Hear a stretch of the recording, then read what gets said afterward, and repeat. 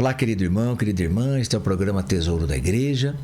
Eu, Luiz Carlos, juntamente com você, estamos aqui meditando sobre o Catecismo da Igreja Católica, estudando aqui o Catecismo. Nós estamos aí estudando a parte do símbolo da nossa fé, o nosso credo. Hoje vamos entrar a partir do número 484 do Catecismo, que é esse número em negrito que fica aí do lado da página, que tem como título aqui, parágrafo 2, não é? Concebido pelo poder do Espírito Santo, nascido da Virgem Maria. Então, o primeiro ponto é concebido pelo poder do Espírito Santo. Diz assim: a anunciação a Maria inaugura a plenitude dos tempos, como está em Gálatas 4:4.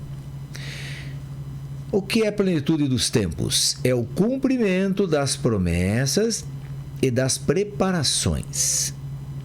Maria é convidada a conceber aquele que habitará corporalmente a plenitude da divindade, como está em Colossenses 2:9.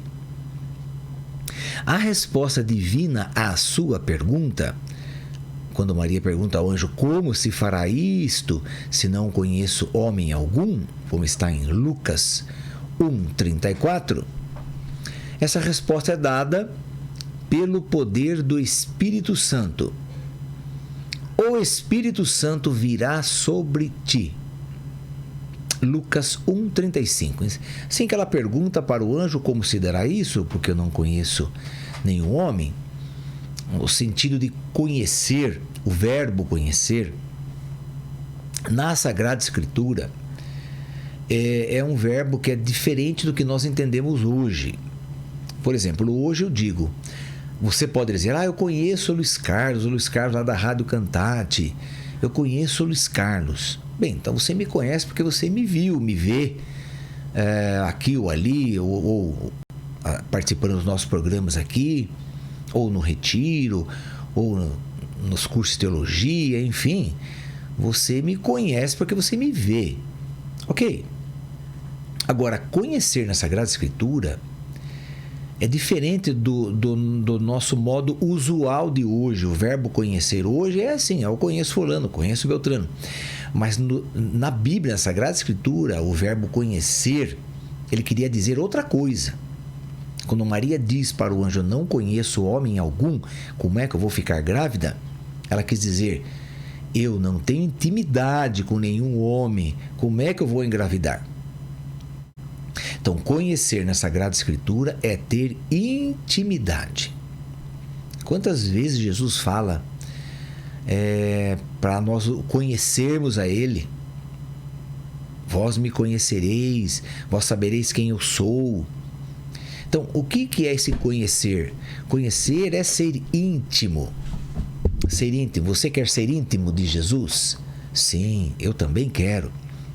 Mas essa intimidade, aqui no caso de Nossa Senhora, esse verbo conhecer, que é a mesma coisa, intimidade, no caso é ter relação sexual. Então esse verbo conhecer é empregado aqui para Nossa Senhora, no caso aí, ela fala com o anjo, no sentido de conhecer é ter intimidade com algum homem, intimidade física, ok? Com Jesus, nós podemos e devemos ter, e somos convidados a isso, a termos uma intimidade com Ele, uma intimidade espiritual. Se bem que espiritualmente também e corporalmente nós estamos dentro de Cristo. A verdade é essa, não é? Porque pelo batismo nós somos incorporados a Cristo. O que quer ser incorporado? In significa dentro. E corpóreo é o corpo. Então, no nosso batismo, meu batismo, seu batismo, nós somos incorporados, quer dizer, nós somos colocados dentro de Cristo. Embora você não pareça, você não esteja vendo Cristo, você fala, mas como é que estou dentro de Cristo? Se eu estou aqui na minha casa, se eu estou no meu local de trabalho, se eu estou no meu carro, se eu estou no ônibus, como que estou dentro de Cristo? Então, é chamado corpo místico de Cristo. É corpo místico, quer dizer misterioso. Então nós estamos sim no corpo misterioso de Cristo, o corpo ressuscitado, mas não esqueça que Jesus Cristo é verdadeiro Deus e verdadeiro homem. E depois que ele ressuscitou, né, depois da sua morte, ele foi ressuscitado como homem e como Deus. Nós estamos dentro de Cristo pelo batismo, esse corpo misterioso, místico, é o corpo ressuscitado do Senhor. O que esse corpo ressuscitado é? É um corpo que atravessa paredes, que fisicamente nada o impede.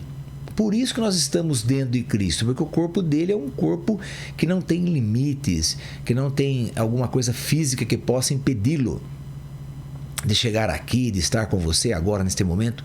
Então, é um corpo ressuscitado, é diferente. Ele é humano? Sim, é humano. É divino? Sim, é divino.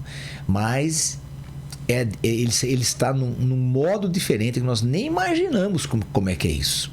Nós nem podemos sonhar com isso, mas os nossos sonhos não chegam perto do que essa realidade de Cristo ressurrecto, Cristo ressuscitado. Nós não podemos ter ideia do que é isso. Mas enfim, nós sabemos que estamos dentro de Cristo, é verdade. Mas então Maria pergunta ao anjo como se dará isso, porque eu não tenho intimidade sexual com nenhum homem. Essa palavra conhecer quer dizer isso. Esse verbo conhecer, então, toda vez que você encontrar ele na Sagrada Escritura, você já leva ele, não pelo que você sabe desse verbo, mas pelo que ele significava no tempo de Jesus, qual a conotação que ele tinha, o que ele queria dizer, como que ele se expressava, de que maneira. Então, é assim, é ser íntimo. Então, Jesus quer que você o conheça. Quer dizer, tenha intimidade com ele, uma intimidade de ser um só. Você e Cristo, uma pessoa só. Eu e Cristo, uma só pessoa também. Então, é isso que ele quer. Mas então, Maria faz a pergunta, o anjo responde, o Espírito Santo virá sobre ti. Então, a sua sombra te envolverá, quer dizer, a sombra dele, né? A sombra do Espírito Santo envolverá, cobrirá Nossa Senhora, aquela jovenzinha. E esse Espírito Santo que vai colocar no ventre de Nossa Senhora, então, a semente do Verbo. Quem que é o Verbo? Filho de Deus.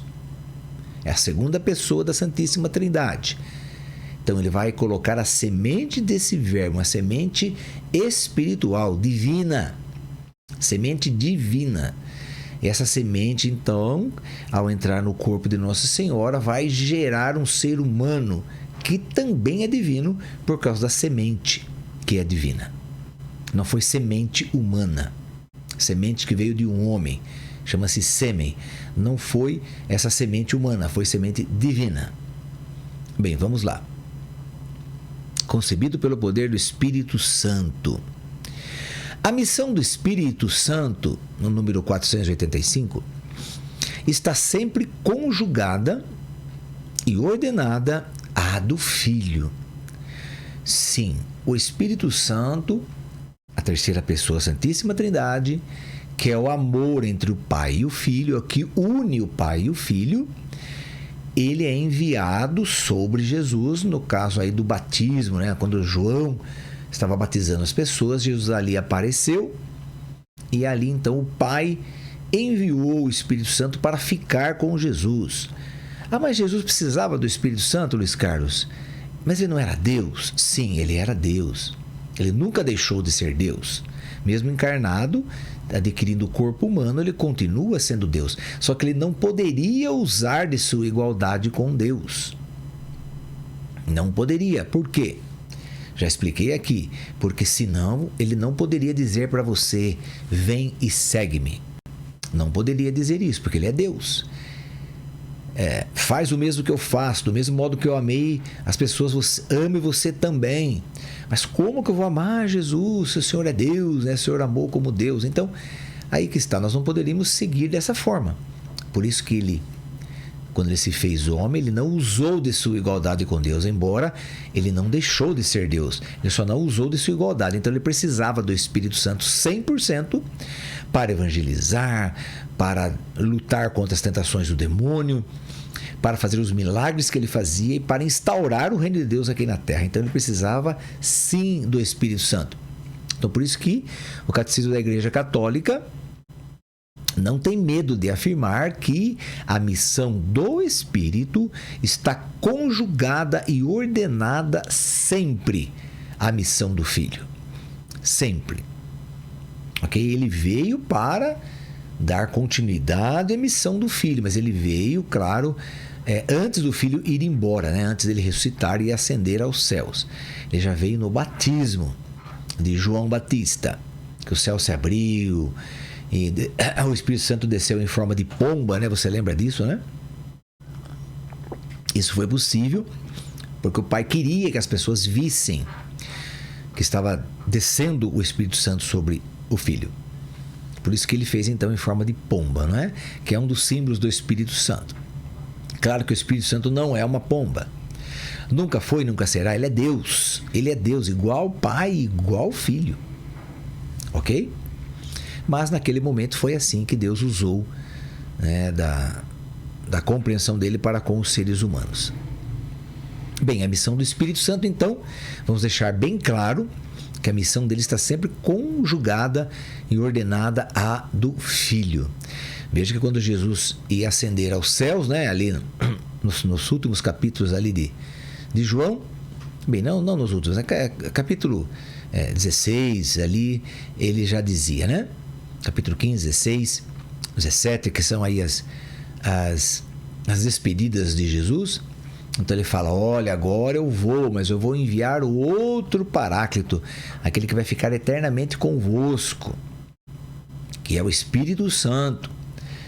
Ele vai recordar tudo o que eu falei e vai ensinar coisas novas também.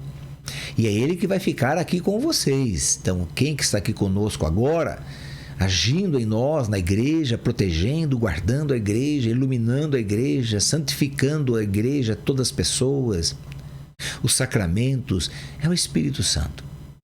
Ele ficou aqui no lugar de Cristo. Por isso que ele foi derramado no dia de Pentecostes. Mas vamos lá. Então a missão do Espírito começa aqui em Maria. Né? Uma missão aí fantástica do Espírito Santo, trazer o Filho de Deus para dentro de Maria. Bem, o Espírito Santo é enviado para santificar o seio da Virgem Maria e fecundá-la divinamente. Ele que é o Senhor que dá a vida. Então, quem que dá a vida, quem que é o Senhor que dá a vida, é o Espírito Santo. Por isso que ele foi ressuscitar Jesus, inclusive lá no túmulo onde Jesus estava morto, no túmulo de José de Arimateia. Ele que foi lá queimar todos os pecados que estavam em Cristo, que eram os nossos pecados, queimou todos os pecados, limpou o corpo de Jesus, e quando o corpo de Jesus estava limpinho, sem nenhum pecado nosso, aí sim ele ressuscita Cristo. Então esse é o Senhor da vida, não é o Senhor da morte, né? Deus não quer a morte de ninguém. Nós não podemos ter essa ideia de que Deus quer a morte das pessoas, que Deus marcou o dia para você morrer. Por favor, irmão, irmã, não é?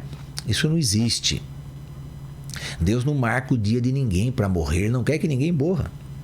Nós morremos por deficiências físicas, por doenças, ataques cardíacos, que são as veias entupidas, morremos de acidente, morremos de tantos modos, não é? Infelizmente muitos morrem assassinados, mas então é Deus que quer isso? Chegou o dia daquela pessoa, ele mandou alguém assassinar aquela pessoa? Então, isso não existe, não existe.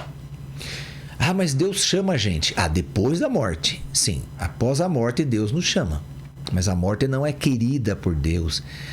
Deus não criou a morte não é uma criação, uma criatura de Deus, não é.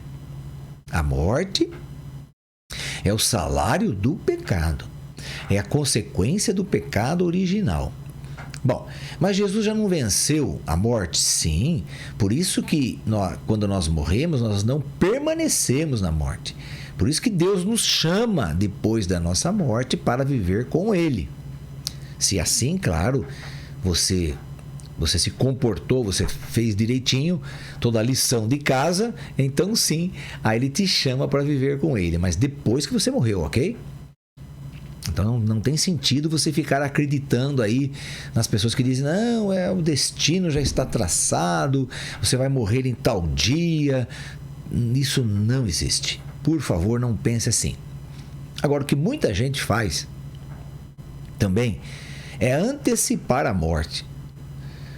Como que se antecipar a morte? Por exemplo, se eu tiver uma vida saudável, então prolongarei a minha vida aqui na Terra. Prolongarei, porque eu tenho uma vida saudável. Mas se eu sou viciado em alguma droga, viciado no cigarro, na bebida, se eu sou uma pessoa que não cuido do meu corpo, eu sou desleixado quanto ao corpo, eu não faço exercícios, eu como demais, eu como muita fritura, por exemplo. Então, tudo isso é mal para o meu corpo. Então, sim, eu vou estragando o meu corpo, a minha saúde. Então, vamos supor que eu não fosse morrer por um acidente, mas morrer por velhice ou por alguma doença que pudesse me atingir mais para frente, mas eu antecipei minha morte porque eu fui ingerindo, ingerindo coisas más para o meu corpo. Então, eu fui fumando bastante, então aquela fumaça toda vai prejudicando meus pulmões, eu posso adquirir um câncer que eu não ia adquirir se eu não fumasse. Então, quer dizer, eu posso abreviar minha morte? Posso sim. Isso eu posso, abreviar a minha morte. Porque eu posso, então, usar mal do meu corpo. Estragar o meu corpo. Mas, se eu cuidar bem direitinho do meu corpo e não tiver nenhuma doença assim específica, não é? Então, eu posso prolongar meus dias aqui na Terra também. Ok? Mas não que está definido o dia que eu vou morrer. Isso não, por favor. Não entenda nunca desta forma. Meu dia de morte não está definido. Deus não preparou ninguém para morrer. Deus prepara para viver. Deus quer que você viva. Por isso que Ele é o Senhor da vida. Então, o Espírito Santo é o Senhor da vida. Jesus Cristo morreu para que nós tivéssemos vida. E o Pai nos criou, através do Filho e do Espírito Santo, para viver, não para morrer. Então, vamos deixar isso bem claro. Mas vamos lá, continuando aqui então, que eu aproveitei falar disso por causa do título que apareceu aqui, Ele que é o Senhor que dá a vida, o Espírito Santo. Fazendo com que ela, então o Espírito Santo, que é o Senhor que dá a vida, fez com que ela concebesse então o Filho eterno do Pai em uma humanidade proveniente da sua. Então veja que o Filho é o Filho eterno. É o Filho que é gerado eternamente.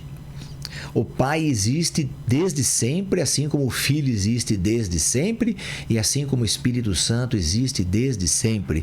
Isso é a Santíssima Trindade, que é um Deus e é eterno. O que é eterno? Não tem começo e não tem fim. Então, esse Deus que é eterno, em 3 pessoas, o Espírito Santo, que é a terceira pessoa, trouxe a segunda pessoa no ventre de Nossa Senhora para que ela concebesse o Filho de Deus também como homem.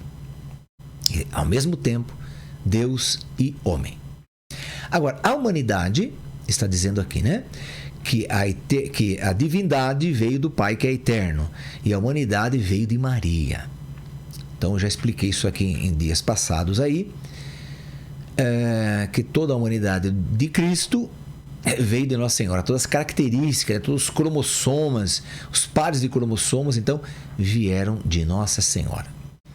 É tipo de pele, tipo sanguíneo, cor do cabelo, cor dos olhos, o rosto. Então, tudo era parecido com Maria, porque tudo veio de Nossa Senhora. Ao ser concebido como homem no seio da Virgem Maria, o Filho único do Pai é Cristo. que é Cristo? É um sinônimo grego, palavra grega quer dizer ungido. Ok? Cristo. Então vamos lá. Ao ser concebido como homem no seio da Virgem Maria, o Filho único do Pai é Cristo. Isto é, ungido pelo Espírito Santo desde o início da sua existência humana, ainda que a sua manifestação só se realize progressivamente aos pastores, aos magos, João Batista e aos discípulos. Toda a vida de Jesus Cristo manifestará, portanto, como Deus o ungiu com Espírito e com poder. Então vamos lá, vamos ler novamente aqui. Ao ser concebido como homem no seio da Virgem Maria, o Filho único do Pai é Cristo, isto é, ungido pelo Espírito Santo, desde o início da sua existência humana. Ainda que a sua manifestação só se realize progressivamente aos pastores, aos magos, a João Batista, aos discípulos. Toda a vida de Jesus Cristo manifestará, portanto, como Deus o ungiu com o Espírito e com o poder. Então veja, se o Espírito Santo trouxe a semente do Verbo, quer dizer, a semente de Deus, para o seio da Virgem Maria, então naquele momento aquela semente já era ungida. Então o Cristo, o Jesus, vamos dizer assim, o Jesus que estava dentro de Maria ali naquele momento, já era o Cristo, quer dizer, já era ungido. Então ele foi ungido desde o seio da Virgem Maria, desde o momento em que ele foi concebido. Sim, ele foi ungido sempre cheio do Espírito Santo. Agora, o que acontece lá é quando João Batista está batizando as pessoas e Jesus vem para ser batizado, o que acontece lá, ele recebe novamente o Espírito Santo, mas ele já não tinha o Espírito Santo? Sim, já tinha. Mas recebe para uma missão, que agora começa, a missão dele começa naquele dia do batismo por João Batista, que era primo de Jesus, filho de Isabel, que era aí prima de Nossa Senhora. Então, mas ele já tinha o Espírito Santo, sim, já era ungido por ele desde a sua concepção, mas agora recebe por ministério. Assim como eu e você. Nós temos o Espírito Santo quando fomos batizados. Ok? Fomos batizados, temos o Espírito Santo, sem dúvida. Mas quando é dado a você, oferecido a você um cargo, por exemplo, dentro da igreja, você vai ser coordenador disso, coordenador daquilo. Então o Espírito Santo vem sobre você de uma nova maneira, porque foi constituído a você um ministério. Então você foi escolhido para ser ministro da Eucaristia, vamos supor. O padre chamou você, convidou você para ser ministro da Eucaristia. Muito bem. Naquele momento, então, que o padre faz a oração para todos os ministros da Eucaristia que vão ingressar, então naquele momento você recebe um dom característico, diferente, específico do Espírito Santo para cumprir um ministério. Quando você deixa aquele ministério, então tem igrejas que você fica 2 anos, 4 anos, enfim, quando você deixa o ministério, então o Espírito Santo sai de você para aquele ministério que não será mais exercido. Não que você ficou sem o Espírito Santo, não. Mas ficou sem aquele ministério porque você não precisa mais. Então agora vai ser outro que vai ser colocado. Isso é questão de serviço. O Espírito Santo vem sobre você de maneiras novas, diferentes, ungindo você para cada tipo de ministério. Ok? Então, é assim que é explicado na nossa doutrina, inclusive pelos nossos santos da nossa igreja. Que vai dizer que a cada ministério dado, o Espírito Santo vem de uma forma diferente sobre você. Muito bem, vamos lá então. Nascido da Virgem Maria. O que a fé católica crê acerca sobre Maria funda-se no que ela crê acerca de Cristo. Então, o que a fé católica, quer dizer, o que a Igreja Católica acredita sobre Nossa Senhora, está fundamentado no que ela acredita sobre Jesus Cristo. Mas o que a fé ensina sobre Maria ilumina, por sua vez, a sua fé em Cristo. Então, tudo que nós sabemos de Maria, o que a igreja quer dizer com isso? Que tudo que nós sabemos de Maria é por causa de Cristo. Tudo que Maria é é por causa de Cristo. Entende isso? Maria não é as coisas que ela é. Por exemplo, ela foi imaculada desde a sua concepção no ventre da sua mãe. Então, ela foi concebida já sem o pecado original. Ah, mas então Maria era especial, Maria era isso, aquilo. Não, mas não, sim, ela é especial, mas não por causa dela mesma. Por causa do filho que ela iria conceber. Depois que ela concebeu esse filho, que é humano e divino, então ela se torna mãe de Jesus humano e mãe do Jesus divino. Então ela recebe um título de Theotokos, é um título grego, quer dizer mãe de Deus. Então, mas Maria mereceu esse título, porque ela é mãe de Deus. Então, não é que Maria mereceu, é que ela recebe o título por causa do filho dela, não por causa dela mesma. Então é isso que a igreja está nos dizendo aqui, que tudo que a fé católica acredita sobre Nossa Senhora, está fundamentado no que a igreja acredita sobre Jesus Cristo. Se não fosse por Jesus Cristo, nós não teríamos Maria. Entende isso? Então, isso deve ficar bem claro aos nossos corações aí, né? Bem, querido irmão, querida irmã, vamos encerrando por hoje. Já deu aqui o nosso horário. Vamos pedir à Virgem Maria que ela interceda por cada um de nós, para que esse Cristo permaneça em nós, dentro de nós e nós dentro dele, pelo batismo, para que possamos viver essa vida em plenitude. Ave Maria, cheia de graça, o Senhor é convosco. Bendita sois vós entre as mulheres e bendito é o fruto do vosso ventre, Jesus.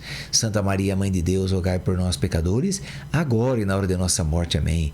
Que o Senhor nos abençoe em nome do Pai, do Filho e do Espírito Santo. Amém. Até o nosso próximo programa, se Deus quiser.